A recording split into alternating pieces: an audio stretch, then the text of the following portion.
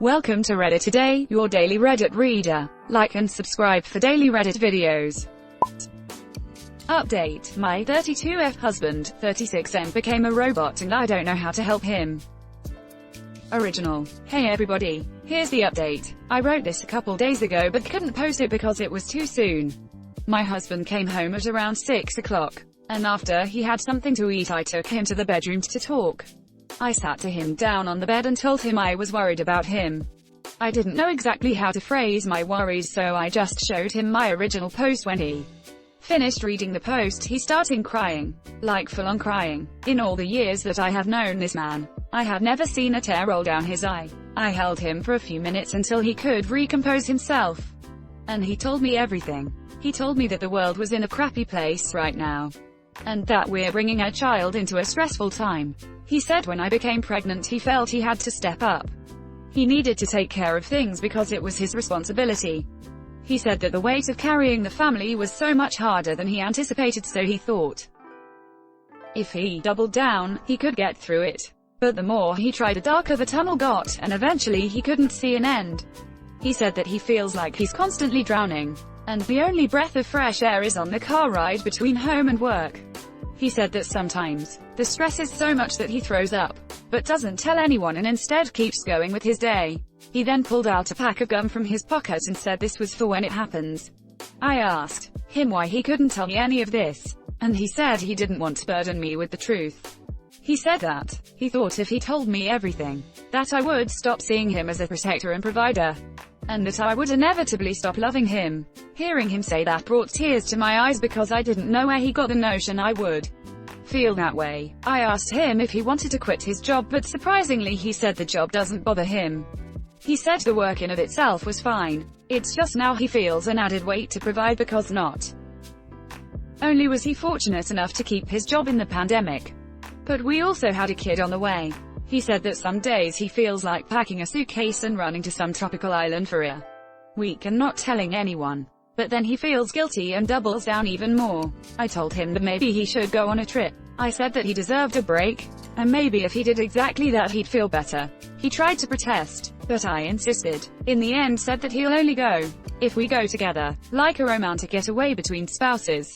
Once things start to clear up and before the baby is due. He wants to take a week off from work, drop the kids off at grandma's house and have us go on a vacation. Just the two of us. Like we used to when we first got married. He also said he wants to take the day off tomorrow and just sleep in. So that's the plan. I'll call his boss tomorrow and say that he's sick and can't come in. It's not like they'll make a sick man come in to work. There's a pandemic going on. Right now he's playing with the kids and it doesn't feel like he's doing one of his chores. He actually seems to be enjoying himself. For the first time in months I don't see the robot. I see my husband.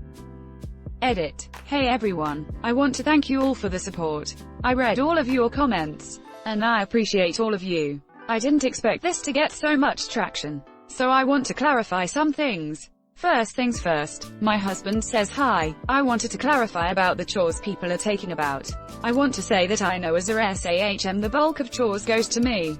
I cook and clean and do laundry because I know it's my responsibility. My husband's only chores are doing dishes, vacuuming every 3 days, and a few other house maintenance stuff. I did in fact call in sick for my husband, but I made sure that I said he had a migraine. I saw on Google that it wasn't a symptom of COVID if it was an isolated symptom. His boss was okay with it and said he can come back whenever he feels better.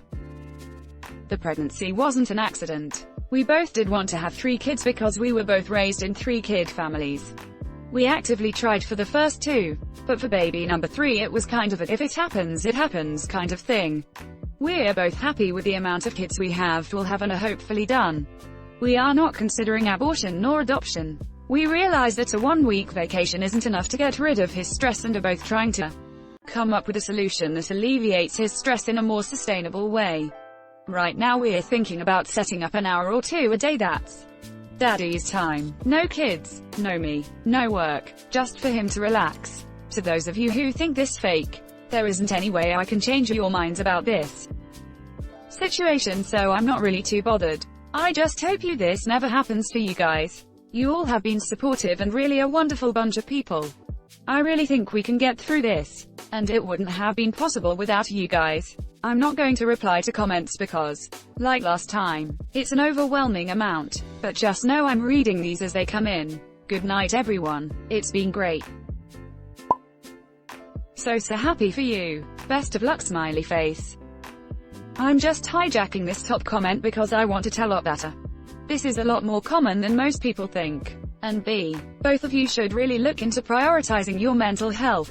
It is crucial to continue to work and focus on our mental health even, and maybe especially, when we're not struggling with it, because that's when you have the mental and emotional clarity to ensure it stays that way. Just like people who stop taking their medication when they feel better leads to even greater episodes when they crash again. If you don't prioritize your mental health when you feel perfectly fine, you're setting yourself up for a crash where it becomes impossible to prioritize your mental health because it is already compromised. That means setting up a plan ahead of time, figuring out what signs and symptoms are early indicators, figure out how to quickly de-stress, take frequent no-work weekends, and draw a hard line between work and home life. This is not just advice for people with other mental health conditions, this is for everyone.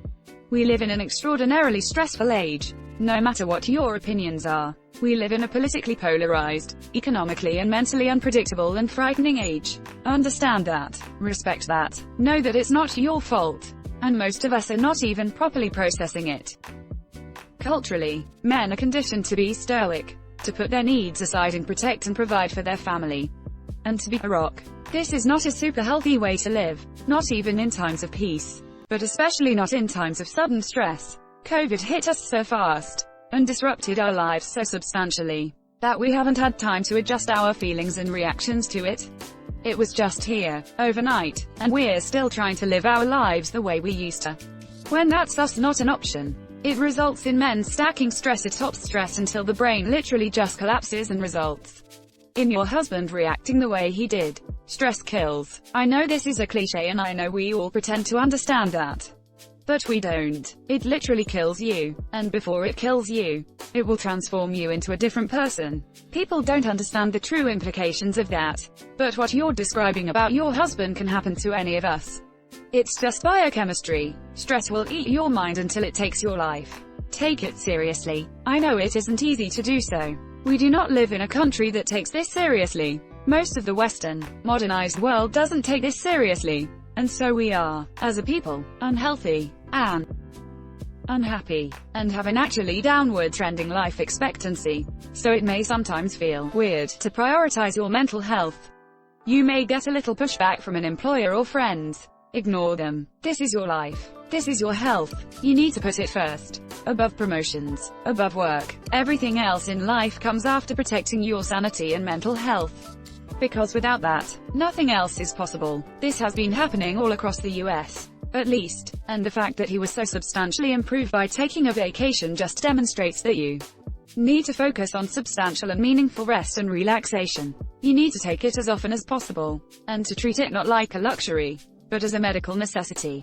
Because it is. Often we ourselves are not even aware when our mental health is deteriorating, or why, but many times it's because stress slowly eats away at us. Make sure he understands this. And I would strongly recommend you both develop some kind of plan to help check in on each other, your stress levels, and to take sick days and vacation days when they are available and necessary. America in particular had an unhealthy relationship with work before the pandemic, and now adding that on top of an unhealthy work-life balance has just exacerbated the problem. I can tell you that I, and a lot of people I know, experienced very similar situations. I was feeling lost, overwhelmed, unable to do my job. I work from home now, which I thought would make working much easier, but instead it felt like I was never getting away from work. It was always there now. And we didn't even have children or the additional stressor you mentioned your husband having. I can tell you that the day I told management I was taking vacation time, I literally felt like a different person. It was remarkable. Just the sheer weight off my mental load was astounding. And like I mentioned, this is very, very common for so many people out there. If you're a man experiencing this, it doesn't mean you're weak or bad or unworthy or any of the other absurd labels culture has taught you to put on yourself. It means you're a healthy person in very difficult times who needs the right tools to stay healthy. We wear masks and PPE in public to prevent getting infected. We need PPE for our minds to help us stay healthy through difficult times. Especially for men, do not try and tough your way through this.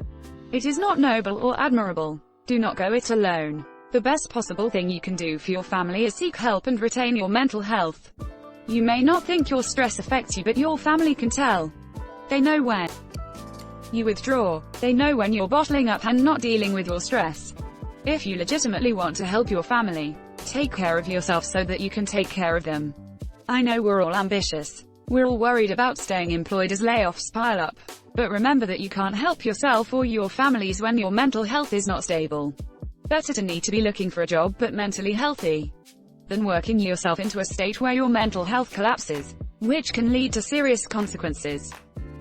Yes, this should be top comment. I would recommend seeing a therapist who will give you some tools and skills to help him deal with those feelings of stress and apathy. Edit. Wow, thank you for the silver. I'm just real passionate about therapy and helping people to learn skills to cope with brains that goes haywire sometime. Just adding on because I can't upvote that sentiment enough, therapy is not only for people with mental health issues. We go see a general health practitioner even when we're 100% healthy because they have the skills to diagnose us and either confirm we're healthy or recognize something concerning and do something about it before we become unhealthy. The same is true for therapy. Going to a therapist does not mean you have a problem. It means you recognize your mental health is one of the most valuable things you possess and that you are going to someone whose job it is to help you preserve it. We take mental health for granted, but any of us can have an issue with it. Like any other health issues, mental health issues can be acute or chronic. You can have a bout of depression that's not clinical depression but still a very difficult thing to deal with, and you deserve to have someone who can help you understand what you're going through, why, and how to make it easier for you and your loved ones.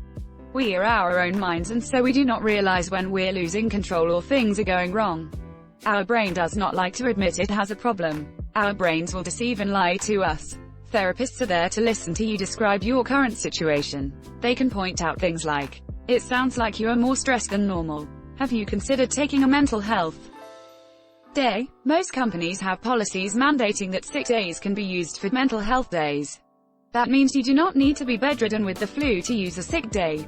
You can use it when things are getting a little bit too much to handle and you need a day of mental decompression and relaxation. Therapists can write notes to your workplace explaining that they recommended this course of action, and they will back you up if you need them. These are basic human needs. Believe me when I tell you that your mental health is everything. It is the source of happiness. It is the ability to carry out your dreams, to care for others. All of it comes from mental health. Therapists don't judge, and you don't need to have an illness to see one. Not every therapist is right for you. Shop around until you find one who clicks and see them every 6 months or a year, just to check in. It's worth it. Me too. Glad this has a happy ending, and obviously there is a lot of love going on in the house. On top of that, you are to be commended for noticing him and making an effort to communicate. That's incredible, and we are all wishing the best for you. Agreed. I was tearing up reading this, 2 hearts. That'd be funny if she called him in sick to work tomorrow and then came into the bedroom to make sure he was comfortably sleeping and found an actual metal panel on the back of his head full of wires and circuitry. Edit. Only saying this because she said that was her intent. I feel so sorry for this dude. He's already supporting 2 kids and now there's another one on the way. He's so trapped and obviously knows it. Thanks for watching Reddit today. Like and subscribe for daily Reddit videos. If you like these videos and want longer versions, check out Reddit A Day 2.